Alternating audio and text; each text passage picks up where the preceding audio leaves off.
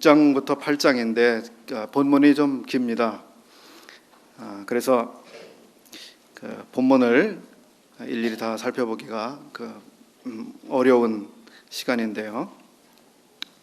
허락되는 시간 안에서 또 나누도록 하겠습니다. 이 본문 안에서 저는 두 가지 커다란 주제를 가지고 오늘 아침에 교제를 하고자 합니다. 먼저는 여호와를 경외하라고 하는 것입니다. 두 번째는 여호와를 기억하라라고 하는 것입니다. 이것이 신명기 전체에 흐르고 있는 중요한 맥락이고, 또 오늘 살펴볼 6장부터 8장까지의 내용 가운데 매우 중요한 핵심적인 주제가 됩니다. 먼저 4장 10절 말씀을 한번 찾아보겠습니다.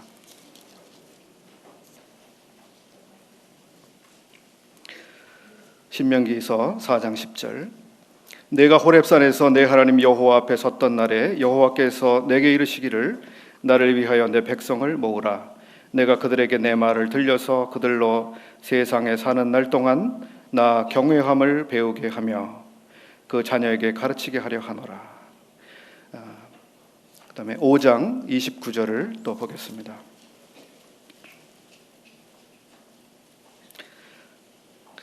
다만 그들이 항상 이 같은 마음을 품어 나를 경외하며 나의 모든 명령을 지켜서 그들과 그 자손이 영원히 복받기를 원하노라. 나를 경외하며. 또 6장 2절 말씀 보겠습니다. 곧 너와 내 아들과 내 손자로 평생에 내 하나님 여호와를 경외하며 내가 너에게 명한 그 모든 규례와 명령을 지키게 하기 위한 것이며. 이외에도 계속해서 여러 번 여호와를 경외하는 것을 하나님께서는 그 백성들에게 가르치려 하셨다고 하는 것을 말씀하고 있습니다. 그래서 신명기를 공부하면서 여호와를 경외한다고 하는 것을 우리가 배우고 가지 못하면 신명기를 공부하는 중요한 목적을 잃게 되는 것입니다. 우리 창세기, 출애굽기, 레위기, 그리고 민수기, 그리고 여기 신명기, 이 성경들을 공부하면서 여호와를 경외한다고 하는 것을 배우고 가지 못하면 아주 중요한 공부를 놓치게 되는 것입니다. 또 우리가 여호와를 경외하는 것을 배우지 못한다면 우리는 하나님을 제대로 배운 사람들이 되지 못하게 될 것입니다. 이와 같이 여호와를 경외하는 것은 성경에서 대단히 중요한 주제입니다. 그러면 여호와를 경외한다고 하는 말은 무슨 뜻일까요? 경외한다고 하는 말. 영어로는 그냥 두려움, 무서움, 공포를 의미하는 fear라고 하는 단어가 사용되고 있습니다. 우리가 두렵다고 하는 말을 사용할 때도 대단히 여러 가지 의미로 사용합니다.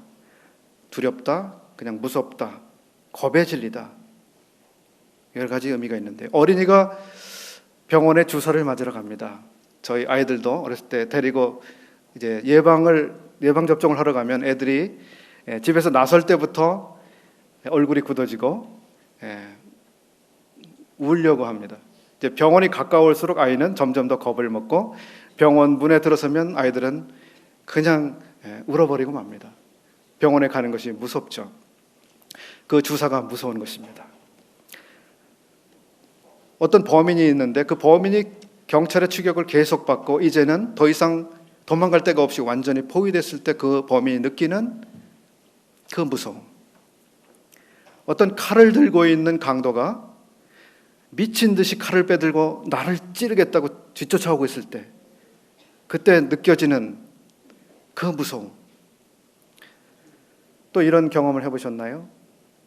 도로 한가운데 차가 멈춰 섰는데 그 차에서 내려서 이제 차들을 이쪽으로 가라고 막 하면서 도로 한가운데서 서 있을 때 차들은 옆에서 쌩쌩 달리면서 아주 무서운 소리를 내고 있는데요. 얼마나 무서운지요. 또 번지 점프 같은 경우에도 아주 높은 곳에 올라가서 이제 곧 밑으로 떨어지게 되는데요. 그 밑을 쳐다봤을 때 느껴지는 그 아슬한 무서움, 이런 종류의 두려움, 무서움, 공포, 이런 것들이 다 우리가 두렵다라고 하는 말의 범주 안에서 우리들이 사용하고 있는 말들입니다. 구약 성경에서 여호와를 두려워한다, 경외한다라고 했을 때 그 두려움이란 무엇일까요? 앞에서 말씀드린 이런 모든 사람들의 두려움들과 관련이 있을까요?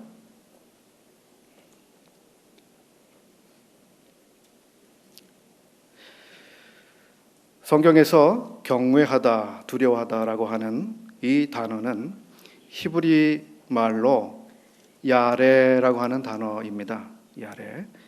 이 단어는 두렵다, 두려워한다, 두려움을 느낀다, 또 공경한다라고 하는 말을 가지고 있습니다. 그리고 어떤 분에 대한 합당한 예의, 이런 의미를 가지고 있고, 또 어떤 분에 대한 존경, 존중의 의미를 가지고 있습니다.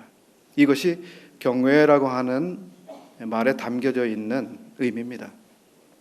그래서 여호와를 경외한다라고 하는 표현을 할 때 여호와 하나님께 대한 공포, 겁에 질리는 그 무서움, 이것이 아니라 여호와가 어떤 분이신지를 인식하면서 그분께 대한 합당한 예의를 갖추고 그분께 대한 경외와 존경을 갖는 것, 이것이 경외라고 하는 말 속에 담겨 있는 의미입니다.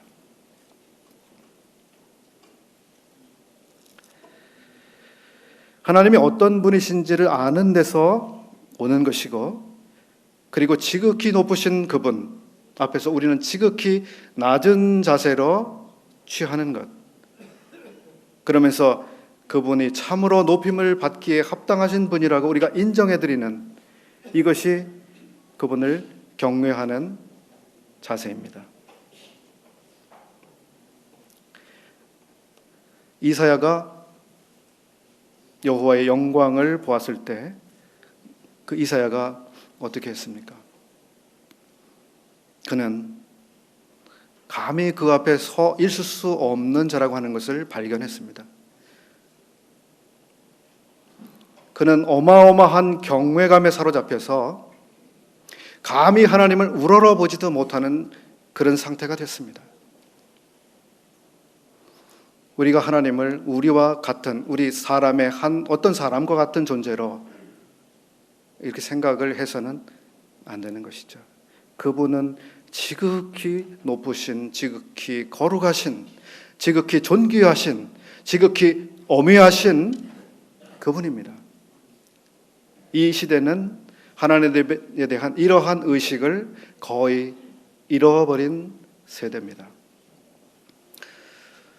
그럼 하나님께 대한 마땅히 그분을 인정하고 그분을 높여야 되고 그분 앞에서 합당한 자세를 취해야 되는 인간이 죄가 들어온 다음 어떻게 되었는가? 하나님께 대한 두려움, 이 경외는 엉뚱하게 변질됐습니다. 그것은 하나님의 처벌에 대한 두려움으로 변질됐습니다. 그것이 에덴 동산에서 먼저 일어났던 일입니다. 하나님 앞에 범죄한 그 사람들은 이제 여호와께 가까이 나아가고 그분을 뵙는, 여기서 피해서 이제 자기가 어떻게 하면 하나님으로부터 도망하고 피하고 숨을 수 있을까? 하나님께 대한 이 처벌에 대한 무서움에 사로잡히게 됐습니다. 이것이 죄가 가지고 온 하나님에 대한 경건한 두려움에 변질된 한 측면입니다. 오늘날도 주님을 믿지 않는, 하나님을 인정하지 않는 사람들의 마음의 특징은 무엇입니까? 마음에 하나님 두기를 여전히 싫어하는 것입니다. 하나님을 여전히 피하고 있습니다.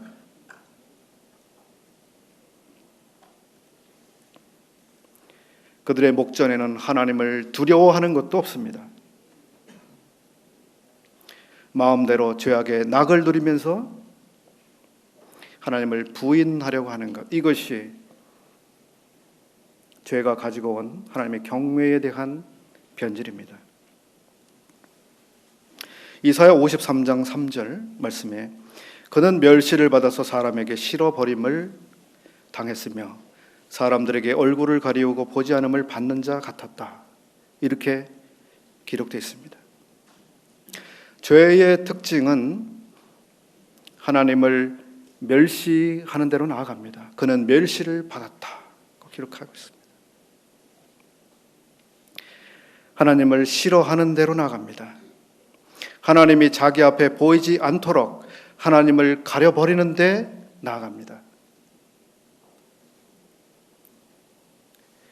사람이 누굽니까? 사람이 누구간데 하나님을 멸시할 수 있고 하나님을 무시할 수 있고 하나님을 소외시킬 수 있단 말입니까? 여기 얼굴을 가리우고 사람들에게 보지 않음을 받는 자 같았다. 죄인들의 특징, 죄인들의 마음은 하나님을 소외시키고자 하는 것입니다. 하나님은 저에게 관심 갖지 마십시오. 저에게 개입하지 마십시오.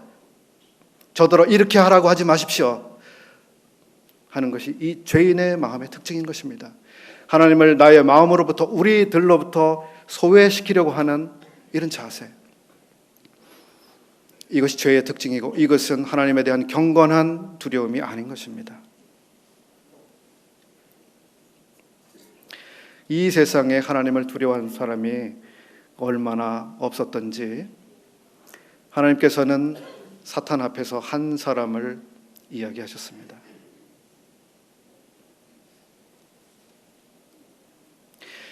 이 사람에 대해서 그 사람은 순전하고 정직하여 하나님을 경외하며 악에서 떠난 자더라고 이야기하셨습니다. 이 사람이 누구일까요?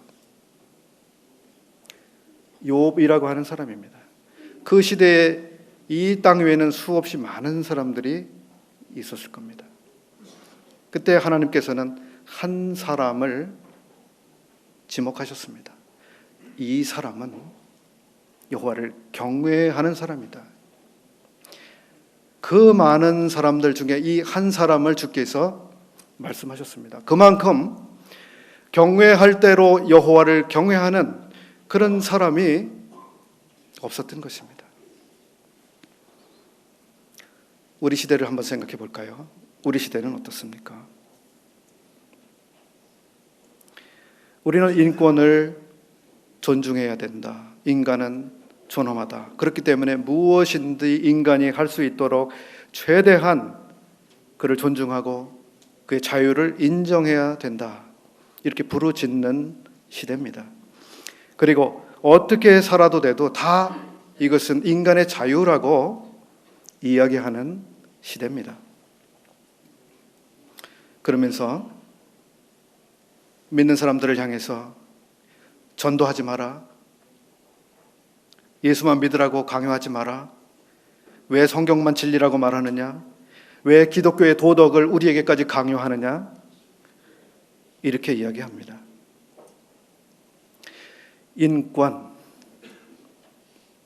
인권이 하나님의 자리, 하나님이 계셔야 되는 그 자리, 그것을 인권이 탈취했습니다. 하나님이 계셔야 될 그 자리를 인권이 차지했습니다. 인간들은 하나님의 자리를 빼앗았습니다.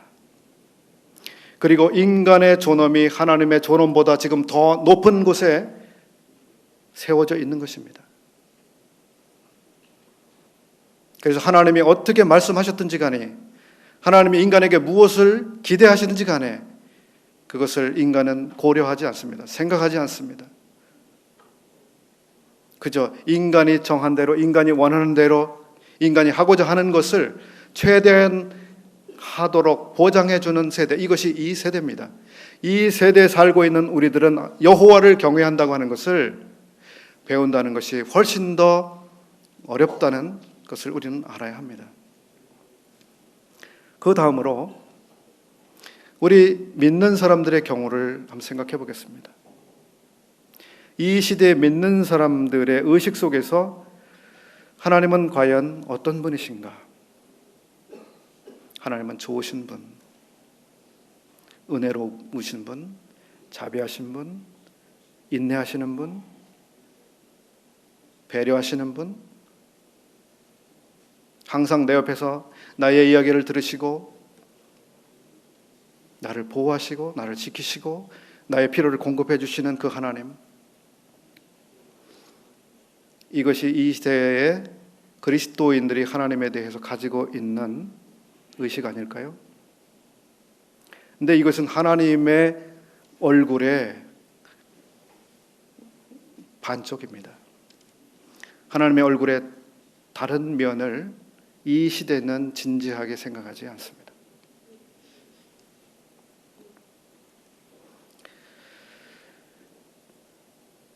하나님이 어떤 분인가에 대해서 어느 분이 이 시대의 사람들은 하나님은 바로 소프트 아이스크림처럼 혹은 솜사탕처럼 그렇게 달콤한 분으로만 사람들이 인식한다고 하는 것입니다.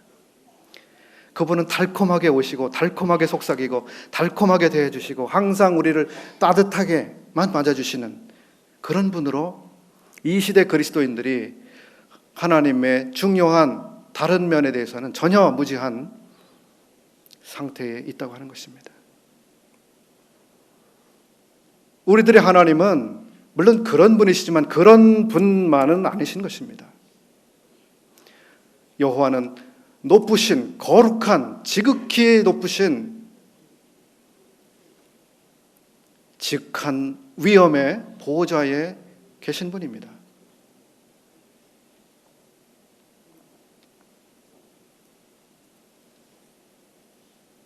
그분은 거룩한 분입니다.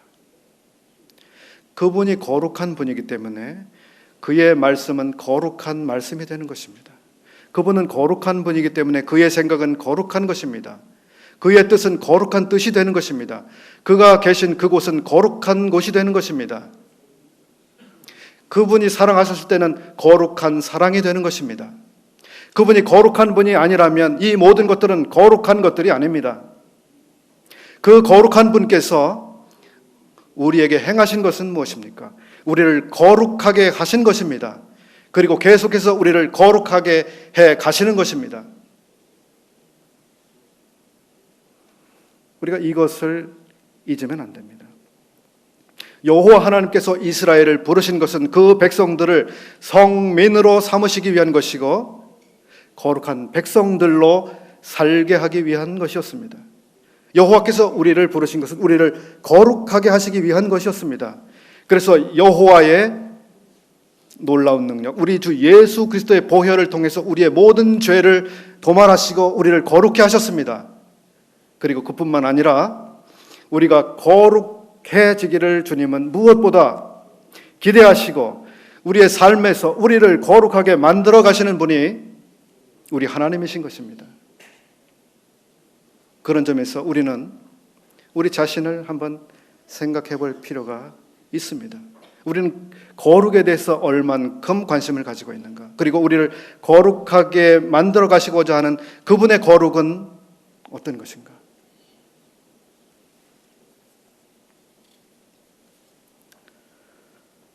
주님께서는 소자에게 물 한 그릇을 대접한 그것도 잊지 않으시겠다고 하셨습니다.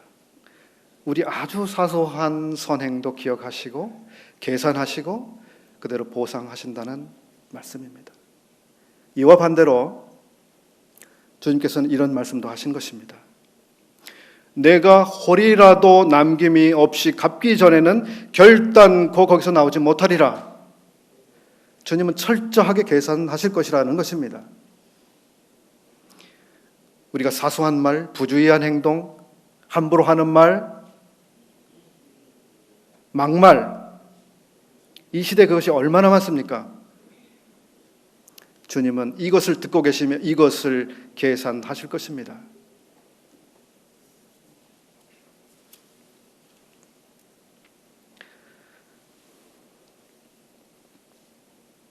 주께서 가라사대 내가 살았노니 모든 무릎이 내게 꿇을 것이요 모든 혀가 하나님께 자백하리라 하였느니라. 이러므로 우리 각인이 자기 일을 하나님께 직고하리라.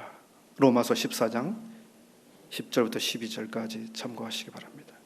직고하리라, 이 말은 give account라는 표현인데, 이것은 우리가 주님 앞에 가서 우리의 말, 행동, 태도, 자세, 이것에 대해서 해명해야 된다고 하는 것입니다.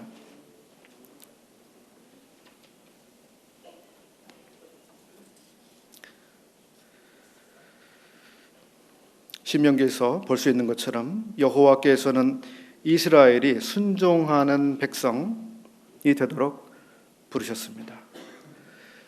근데 우리들 구약의 율법을 우리 삶에서 순종하는 것이 가능한가? 그 의문을 성도님들이라면 누구나 한 번쯤 질문하셨을 질문입니다. 과연 말씀대로 사는 것이 가능한가? 율법을 지키는 것이 가능한가? 말씀대로 순종하는 것이 가능한가? 그런 삶이 과연 가능한가?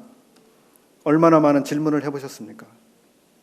그리고 안 되더라, 해보니까 안 되더라, 그 답을 누구나 해보셨을 거예요. 여호와께서는 이스라엘로 그런데 명령과 규례와 법도를 지키라, 그렇게 행하라 고 요구하고 계신단 말이에요. 여호와께서 가능하지 않은 명령을 요구하시는 것으로 우리는 보게 되는 거죠.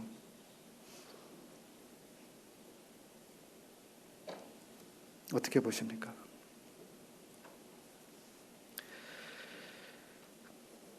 제가 신명기를 읽으면서 발견하는 것은, 그것은 가능하지 않다고 하는 것입니다.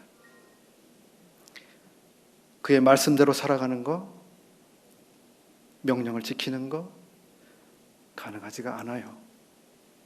그런데 가능하다고 하는 것을 또 발견합니다.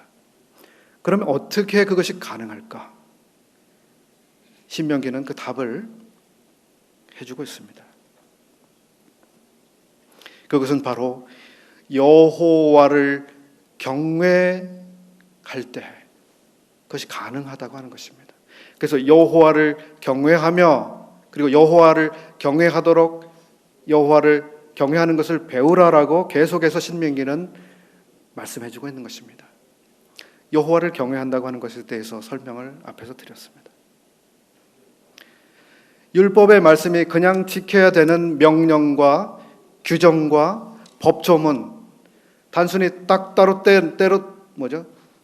떼어내서 그렇게만 생각했을 때 그것은 아주 고된 일, 고역, 지기 힘든 짐이 되는 것입니다.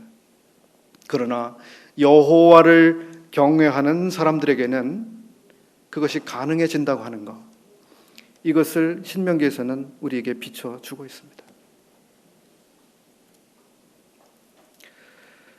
아브라함을 한번 예를 들어보겠습니다. 22장, 창세기 22장 2절 그리고 9절부터 10절 그리고 12절 말씀을 참고하겠습니다. 여호와께서 가라사대 내 아들 내 사랑하는 독자 이삭을 데리고 모리아 땅으로 가서 내가 내게 지시하는 한 산 거기서 그를 번제로 드리라. 하나님의 요구입니다. 그리고 아브라함은 이 요구에 순종해야 할 입장에 있는 것입니다. 하나님이 그에게 지시하신 곳에 이른지라. 이에 아브라함이 그에게 그곳에 단을 쌓고 나무를 버려놓고 그 아들 이삭을 결박하여 단 나무 위에 놓고 손을 내밀어 칼을 잡고 그 아들을 잡으려 하더니 사자가 가라사대 그 아이에게 내 손을 대지 말라. 아무 일도 그에게 하지 말라. 내가 내 아들 독자라도 내게 아끼지 아니하였으니 내가 이제야 내가 하나님을 경외하는 줄을 아노라. 여기 여호와 하나님께서 아브라함을 보시면서 대단히 주목해서 보신 것이 있습니다. 그건 아브라함의 칼도 아니요 단 위에 결박된 채로 누워있는 이삭도 아닙니다. 하나님께서 주목하신 것은 아브라함이 여호와를 경외하는지를 보고자 하셨던 것입니다. 그래서 그 결론을 이렇게 내리고 계신 거죠. 내가 이제야 내가 하나님 경외하는 줄을 아노라. 아브라함이 하나님을 경외하는 사람이라고 하는 것이 바로 이삭을 드리라고 하는 이 시험 가운데서 나타났습니다. 그리고 이 시험 가운데서 정말 아브라함은 하나님을 경외하는 사람이다라고 하는 것이 입증된 것입니다. 경외하는 것을 하나님은 보고자 하셨습니다. 그러면 아브라함은 어떻게 하나님을 경외하는 사람이 되었는가? 그 아들 독자라도 아끼지 않을 수 있었는가? 사람이 순종할 수 없는 그와 같은 하나님의 요구를 그가 순종할 수 있었는가? 그것은 그가 여호와를 경외했기 때문이고, 그가 여호와를 경외하는 것을 그동안 배우게 된 것은 무엇 때문이었을까? 무엇을 통해서 아브라함이 여호와 하나님을 경외하는 사람이 될 수 있었는가? 무엇이라고 생각하십니까?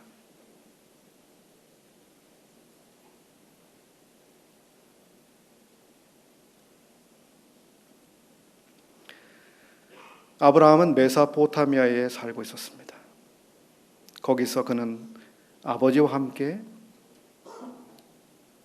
우상을 그 집에 들여놓고 우상을 섬기는 그 가족의 일원으로 살고 있었습니다. 근데 그 메소포타미아에 여호와께서 그를 찾아가셨습니다. 거기 살고 있는 아브라함을 하나님이 찾아가신 것입니다. 이것이 시작입니다. 그냥 평범한 인생, 우상을 섬기면서 다른 사람들처럼 그렇게 살고 있는 한 사람을 여호와 하나님께서 찾아가셨습니다. 그것은 여호와 하나님께서 그를 선택하셨다고 하는 것입니다. 그를 주목하고 그만을 특별하게 그를 선택하고 부르시고 자기의 사람으로 부르셨다고 하는 것입니다. 여호와 하나님께서 그를 찾아가서 그를 만나셨을 때 아브라함은 완전히 다른 사람이 됐습니다. 그는 복의 사람이 됐습니다.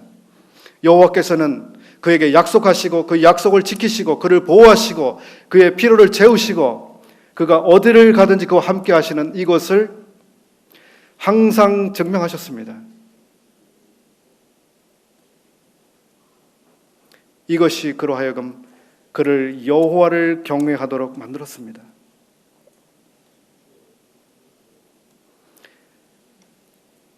신약의 그림 안에서 이삭 독자를 드린 일을 한번 생각을 해보게 될 때,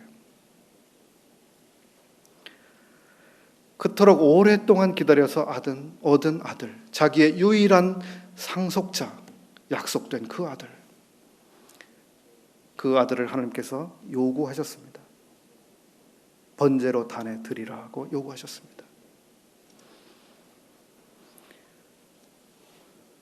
그리고 아브라함은 그렇게 하나님께서 요구하시는 대로 순종했습니다. 근데 더 놀라운 것이 있지 않습니까? 아브라함이 자기 독자 이삭을 아끼지 아니하고 하나님께 드린 이것을 생각할 때 우리를 사랑하시는 우리의 하나님께서 자기의 아들 독자, 그렇게 사랑하시는 유일하신 그 독자를 아끼지 아니했다고 하는 이것을 우리는 기억해 보게 되는 것입니다.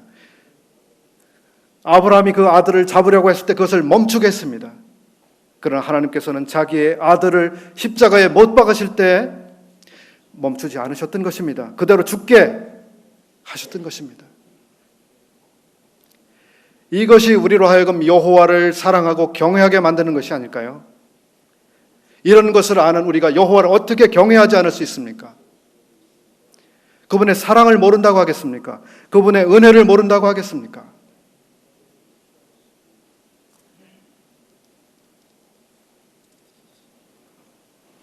우리가 살아가면서 주님을 따라가는 것은 힘들어. 주님 말씀대로 그렇게 살아가는 것은 불가능해. 나는 순종이 안 돼. 힘들어. 그렇게 토로하시는 경우들이 계시죠? 아닙니까? 순종이 다 잘 되시나요? 저도 그런 경우가 너무 많습니다. 왜 이게 안 되지? 이렇게 순종하는 게 왜 이렇게 힘들지? 그런 경우가 너무나 많습니다.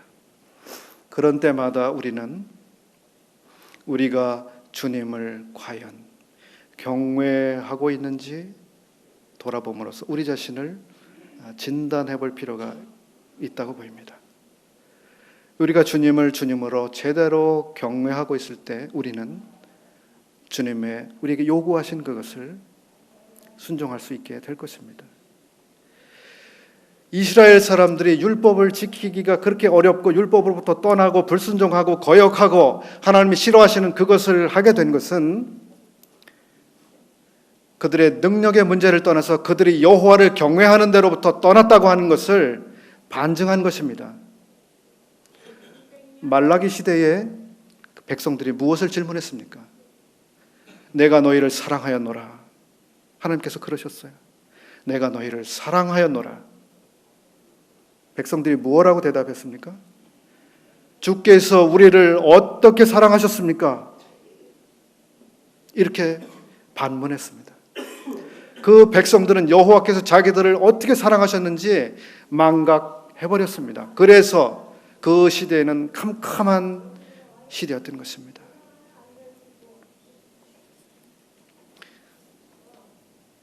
여호와를 경외하는 것, 신명기를 통해서 우리가 여호와를 경외하는 것, 이것을 꼭 배우고 지나가게 되기를 바랍니다.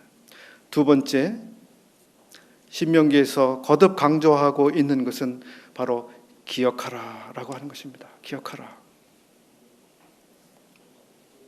그리고 잊지 말라라고 하는 것입니다.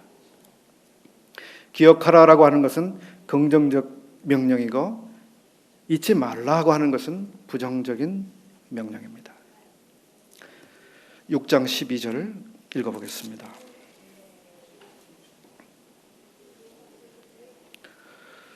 너는 조심하여 너를 애굽 땅 종 되었던 집에서 인도하여 내신 여호와를 잊지 말고 내 하나님 여호와를 경외하며 섬기며.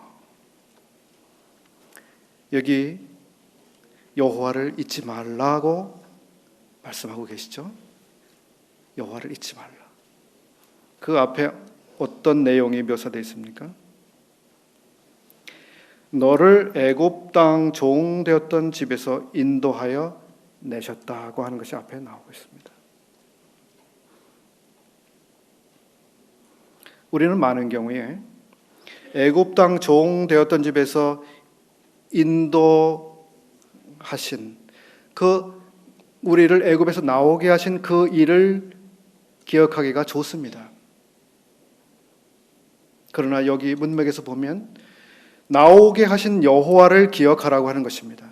그들을 애굽으로부터 나오게 하신 일을 기억하라고 하는 것입니다. 우리가 조금 뒤에는 예배를 드리겠죠. 예배 드릴 것입니다. 우리는 주님께서 우리를 위해서 무엇을 하셨는지, 나를 위해서 어떻게 하셨는지를 기억하게 될 것입니다. 그러나 그것이 아니라 주님을 기억하라고 우리에게 부탁하셨습니다. 여기 너희들을 속량해 내신 그 사실을 기억하는 그것보다 여호와를 기억하라고 말씀하고 계시는 것입니다. 왜 그들을 왜 그들을 인도해 내셨는지, 어떻게 그들을 인도해 내셨는지, 그들을 인도해 내신 목적이 무엇인지, 이런 것들이 뒤따라오게 될 것입니다. 7장 6절로 8절 보겠습니다. 너는 여호와 내 하나님의 성민이라. 내 하나님 여호와께서 지상 만민 중에서 너를 자기 기업의 백성으로 택하셨나니 여호와께서 너희를 기뻐하시고 너희를 택하심은 너희가 다른 민족보다 수효가 많은 연고가 아니라. 너희는 모든 민족 중에 가장 적으니라. 여호와께서 다만 너희를 사랑하심을 인하여 또는 너희 열조에 가신 맹세를 지키려 하심을 인하여 자기의 권능의 손으로 너희를 인도하여 내시되 너희를 그 종되었던 집에서 애굽 왕 바로의 손에서 속량하셨나니. 속량하신 것, 애굽에서 구출하신 것 그 자체보다도 왜 여호와께서 이스라엘을 구출해 내셨는지, 왜 이스라엘을 선택하셨는지를 기억해야 하는 것이었습니다. 주님께서 우리를 구원하신 것, 우리 죄를 위해서 돌아가신 것, 이 사실도 중요합니다만 왜 그렇게 하셨는지를 우리들이 깊이 생각해 보는 것은 더없이 중요한 것이 되는 것이죠.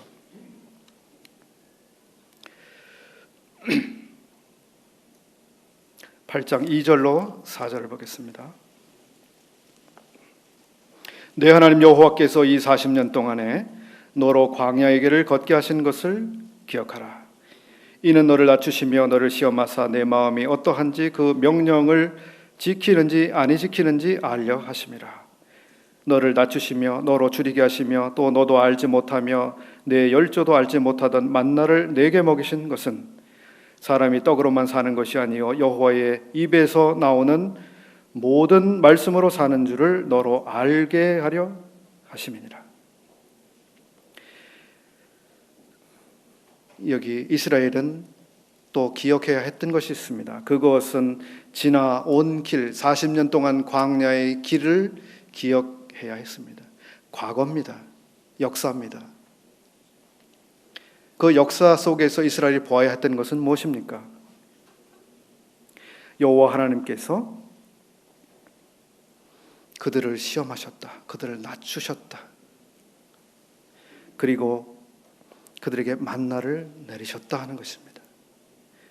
이 사실에서 이스라엘은 바로 광야라고 하는 것, 거기는 보호가 필요하고 먹을 것이 필요하고 물이 필요하고 수없이 많은 것들이 필요했습니다. 그 모든 필요들을 그들은 광야에서 절대로 구할 수 없었던 것입니다.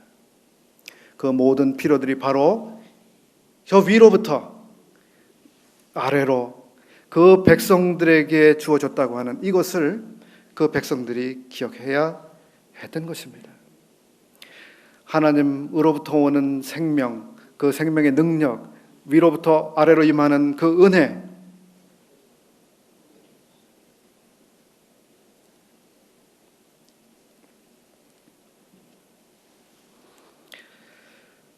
이스라엘에게 있어서 광야는 두 가지 의미가 있었습니다.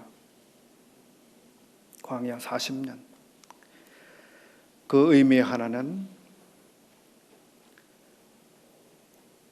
하나님의 심판과 하나님의 징계입니다. 그래서 불순종한 그 모든 사람들이 광야에서 헤매다가 광야에서 인생을 마치는 것으로 끝났습니다. 두 번째 광야의 의미는 거기서 겸손하게 여호와를 배우고 광야에서 돌보시는 여호와 하나님을 배우도록 하셨다고 하는 것입니다. 즉 광야는 여호와 하나님이 어떤 분이신지를 배우는 장소가 되었던 것입니다. 그냥 심판하시고 징계하시고 처벌하시는 그 장소뿐만 아니라 여호와 하나님께서 얼마나 능력이 크시며 그 백성들을 위해서 갈 길을 찾으시고 인도하시고 그들을 먹이시고 포하셨는지 그들로 마음을 낮추도록 하셨습니다. 그들이 겸손하도록 그걸 가르치셨습니다. 그들이 겸손할 때 위로부터 만나가 내리는 그것을 경험하게 하셨습니다. 그 백성들은 이제 약속된 땅에 들어가서도 여호와 하나님 앞에 겸손해야 했던 것입니다. 그들이 겸손했을 때 여호와께서 그들에게 약속하신 그 모든 것들을 계속해서 누리겠다고 하신 것입니다. 반대로 그들이 잊어버렸을 때 그리고 겸손해서 떠났을 때 우리가 배부르다, 잘됐다, 번성했다, 우리가 이겼다, 우리는 부자가 됐고 내가 지혜가 많기 때문에 내 능력이 뛰어나기 때문에 내가 많은 것을 얻었고 이제 큰 부자가 됐다라고 그렇게 이야기하는 그때 그들은 더 이상 겸손한 상태가 아니었고, 겸손하지 않은 이 사람들에게 하나님께서는 계속해서 복을 내려주실 수가 없었습니다. 복은 참으로 겸손한 사람들에게 하나님으로부터 오는 것입니다. 우리가 보편적으로 생각하는 겸손이라고 하는 말과 성경에서 의미하는 겸손은 의미의 차이가 있는 것으로 보입니다. 우리들이 이야기하는 겸손은 어떤 사람을 나보다 낮게 여기는 것, 일종의 예의와 범절 정도로 생각을 하게 되는 경우가 많습니다. 성경에서 여호와 앞에 겸손하다고 하는 것은 여호와 앞에서 마땅한 자세를 취하는 그러한 태도, 그리고 그 태도로부터 그분을 존중하고 그분을 신뢰하고 그분께 순종하는 결과로 이어지는 일련의 우리의 태도와 반응들입니다. 이것이 성경에서 말씀하고 있는 겸손입니다. 그냥 우리 자신을 낮추는, 거기서 끝나는 것이 아닙니다. 8장 12절 또 14절 보겠습니다. 내가 먹어서 배불리고 아름다운 집을 짓고 거하게 되며 내 우양이 번성하며 내 은금이 증식되며 내 소유가 다 풍부하게 될 때에 두렵건대 내 마음이 교만하여 내 하나님 여호와를 잊어버릴까 하노라. 일이 잘 될 때가 사실은 위험합니다. 풍부하게 될 때가 위험합니다. 성공할 때가 위험합니다. 왜냐하면 그때는 여호와를 잊어버리기 딱 좋은 때이기 때문이죠. 우리의 마음이 높아지기 딱 좋은 때이기 때문입니다. 이스라엘은 아주 마음이 이제 교만하게 됐습니다. 17절을 보시죠. 내가 마음에 이르기를 내 능과 내 손의 힘으로 내가 이 재물을 얻었다 할까 하노라. 그들에게 그 모든 것들을 주신 분이 누구신지 이들은 망각했습니다.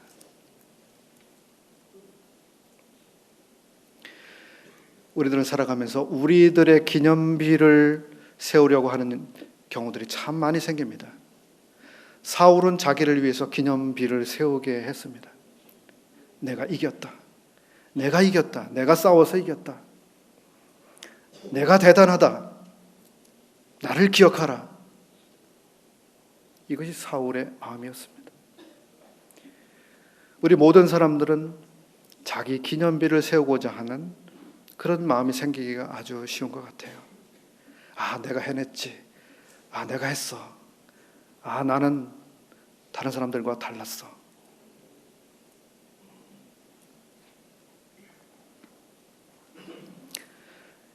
이스라엘이 바로 기억하지 못할 때, 망각했을 때는 참으로 무서운 일이 그들에게 임했습니다. 그들에게 주고자 하신 그 모든 복들을 하나님이 거두어 가셨습니다. 그 대신에 여호와께서는 그들을 벌하셨습니다. 그 땅에 살고 있던 그 사람들을 여호와께서 몰아내신 것처럼 그 백성들을 몰아내시게 만든 것입니다. 이것이 우리가 여호와를 잊어버렸을 때 가져오는 불행입니다. 우리가 주님을 잊어버렸을 때 어떠한 불행이 우리에게 올지 우리는 알 수 없습니다. 우리 주님께서는 사랑하는 제자들에게 부탁하셨습니다. 나를 기억하라. 누가복음 22장을 보겠습니다.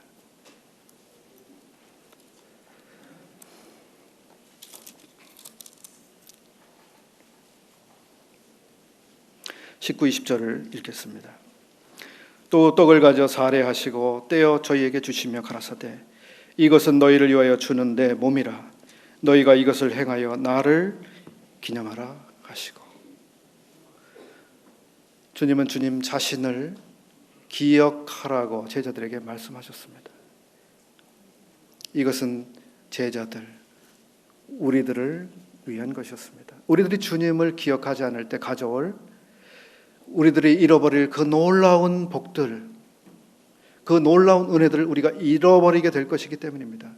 우리가 주님을 기억하고 있을 때 우리는 계속해서 주님을 건강하게 따르고 섬길 수 있게 될 것이기 때문입니다.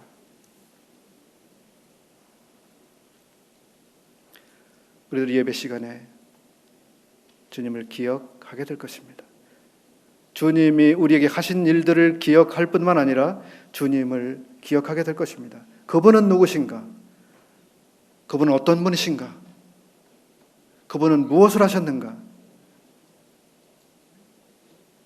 그분은 지금 지극히 높은 것, 영광의 보좌, 위엄의 보좌 우편에 계신 분입니다. 영광에 계신 그분을 우리가 바라볼 것입니다. 예배 시간에 주님께서 우리에게 찾아오실 것입니다. 그리고 물으실 것입니다.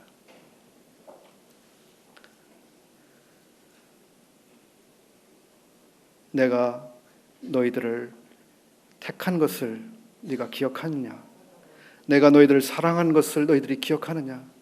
내가 너를 위하여서 나 자신을 준 것을 너희들이 기억하느냐? 너희들이 그러한 나를 지금 사랑하고 있느냐고 물으실 것입니다. 그 질문에 우리 예배 시간에 마음으로 답을 하게 될 것입니다. 기도하고 마치겠습니다. 고마우신 아버지 하나님, 주님의 말씀을 통해서 오늘날 저희들에게 필요한 교훈을 허락해 주심을 감사드립니다. 저희들로 마땅히 우리의 주 하나님을 경외하게 하시고 계속해서 주님을 경외함에 자라게 하시고 주님을 아는 것에 더 깊어지도록 도와주시기를 기도합니다. 저희들로 주님을 날마다 기억하는 사람들이 되게 해주시고 주님이 저희들을 부르시고 택하시며 성도로 삼으신 놀라운 뜻이 저희들의 생애 가운데 계속해서 이루어지도록 저희들을 도와주시기를 기도합니다. 이 시간을 감사하며 우리 주 예수 그리스도의 이름으로 기도하옵나이다. 아멘. 감사합니다.